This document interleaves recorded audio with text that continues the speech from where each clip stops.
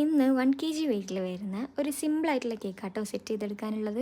നമ്മൾ ഇന്നലെ അപ്ലോഡ് ചെയ്ത കേക്ക് ഉണ്ടല്ലോ, ആ ഒരു കേക്കേനു കസ്റ്റമർ നമുക്ക് റെഫറൻസിന് തന്നത്. കളറൊന്ന് ചെറുതായിട്ട് ചേഞ്ച് ചെയ്യാൻ വേണ്ടി പറഞ്ഞിട്ടുണ്ടേനു.